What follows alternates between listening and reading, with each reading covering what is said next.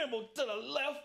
Juka man right here. Oh, he's still running into the end zone. We saw him get down. We know he's athletic. A special salute for the truth, Sean Taylor. See, everywhere I go, you know I rep that you. Orange and green from head to toe, that's you. What's up, guys? Welcome to NMDTV Canes. All Canes all day. If you're rocking with the UD, you know what to do. Hit that like and subscribe button so you never miss out on the video. And big shout out to the Patreon squad, man. I appreciate you guys. I appreciate you guys investing in the channel, guys. If you want to be a part of the Patreon game, support the channel, get the extra content. Link is in the description. Today, we're talking about the ERIQ King. The ERIQ King's done.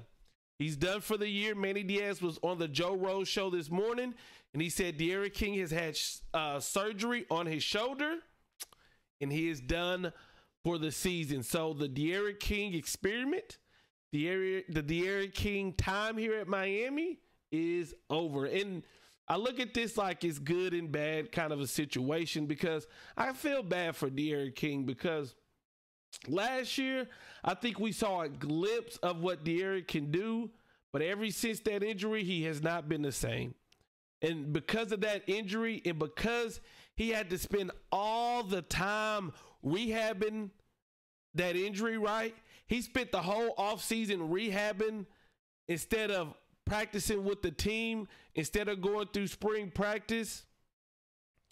He was always trying to catch up. And that was tough. You know, he fought and he put in as much work as he could to play against Alabama. And then even against Alabama, he didn't look the same. He even got dinged up against Alabama. It just was a lot on his plate to do. And I just feel like we never saw the best of the ERIQ King that we could see. So big shout out to the ERIQ King, man. I appreciate everything you did at Miami. I appreciate you choosing Miami, because he did have several different offers.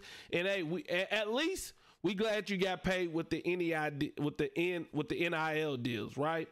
But now this team can focus on Tyler Van Dyke and his progression. Now this team can focus on building up Tyler Van Dyke. I do not know what's going on behind the scenes, right?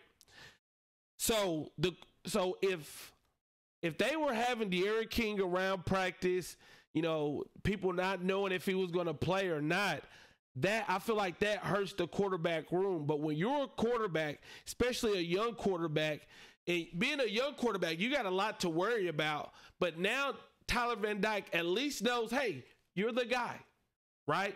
Jeff Garcia's injury, we don't know his availability. The ERIQ King's done for the year. They're not going to play Peyton Matoka. Hey, TVD, you're our guy. So listen, we're going to ride with you, baby. No pressure on you. You throw an interception, you're going back out there. So now you really can play to your best abilities without playing stiff. I'm really hoping that Tyler Van Dyke, the second half Tyler Van Dyke, comes out and play. I'm really hoping that now we see a new offense, right? I feel like the offense should look a little different with Tyler Van Dyke as quarterback. Rhett Lashley, what are you going to do, man? It's time to see what you can do. And I'll tell you one thing that we're going to have happen is Rooster, Cameron Harris, y'all are going to have to be able to run the ball to balance out this offense. Because at the very least with the ERIQ King, we could count on 50 yards rushing just from his scrambles. Now, Tyler Van Dyke, he did get down against Virginia. Scramble to the left. Juka man right here. Oh, he's still running into the end zone. We saw him get down. We know he's athletic, but he's not the ERIQ King athletic. And we'll see, man. I like what I saw with Tyler Van Dyke the second half, but we still have to say it. Virginia's defense is ass. They're still at the low numbers. They played Louisville, gave up, 30, 40 points? I don't really know, but they ass. So he's going to face better defenses.